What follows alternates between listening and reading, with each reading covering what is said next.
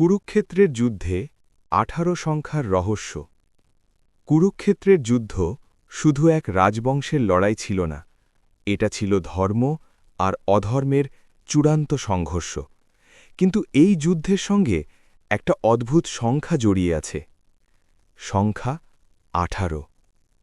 কাকতালীয়, নাকি এর পেছনে লুকিয়ে আছে গভীর রহস্য? চলো এক এক করে দেখি। প্রথম রহস্য, যুদ্ধ চলেছিল ১৮ দিন। হাজার বছরের ইতিহাসে অসংখ্য যুদ্ধ হয়েছে, কিন্তু মহাভারতের এই যুদ্ধ ঠিক ১৮ দিনেই শেষ। না ১৭, না ১৯, ঠিক ১৮। এটা কি শুধু সময়ের হিসাব, নাকি পরিকল্পিত এক প্রতীক? দ্বিতীয় রহস্য, ১৮ অক্ষৌহিনী সেনা।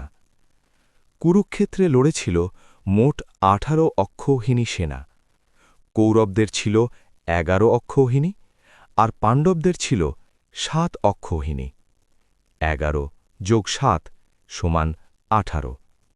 এক অক্ষৌহিনী মানে লাখ লাখ সৈন্য, রথ, হাতি, ঘোড়া। মানে এই যুদ্ধ ছিল পৃথিবীর প্রাচীনতম বৃহত্তম যুদ্ধগুলোর একটি। তৃতীয় রহস্য, ভগবদ্গীতার ১৮ অধ্যায়। যুদ্ধ শুরু হওয়ার ঠিক আগে শ্রীকৃষ্ণ অর্জুনকে যে উপদেশ দিয়েছিলেন, সেই ভগবদ্গীতার অধ্যায়ও ১৮টি। মানে যুদ্ধের জ্ঞান, জীবনের জ্ঞান, ধর্মের জ্ঞান সবই বাঁধা এই ১৮ সংখ্যার সঙ্গে। আধ্যাত্মিক ব্যাখ্যা ১ আর ৮। অনেক আধ্যাত্মিক গুরু বলেন ১ মানে পরম সত্য বা ঈশ্বর, আর ৮ মানে প্রকৃতি বা মায়া, অর্থাৎ পৃথিবী, জল, আগুন, বায়ু, আকাশ প্লাস মন, বুদ্ধি, অহংকার। ১ যোগ ৮ সমান মানুষের পূর্ণ অস্তিত্ব। অর্থাৎ কুরুক্ষেত্রের যুদ্ধ শুধু মাটির যুদ্ধ নয়, এটা মানুষের ভেতরের যুদ্ধ। আরও এক রহস্য, মহাভারতের মোট শ্লোক প্রায় ১৮ লক্ষ বলে অনেক প্রাচীন মত রয়েছে। আবার পুরাণও আছে ১৮টি। হিন্দু ধর্মগ্রন্থে ১৮ সংখ্যা বারবার ফিরে আসে, যেন এই সংখ্যা বোঝায় পূর্ণতা, চূড়ান্ত সংঘর্ষ এবং ধর্মের জয়।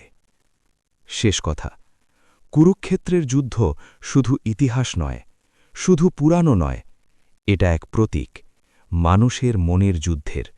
আর সেই যুদ্ধ জয়ের চাবিকাঠিও লুকিয়ে আছে এই ১৮ সংখ্যার মধ্যেই। কারণ যখন মানুষ নিজের ভেতরের ১ অর্থাৎ আত্মা আর ৮ অর্থাৎ প্রকৃতিকে বুঝতে পারে, তখনই সে নিজের কুরুক্ষেত্র জিতে যায়। তুমি কি মনে করো, ১৮ শুধু সংখ্যা, নাকি এটা ঈশ্বরের গোপন সংকেত? কমেন্টে জানাও।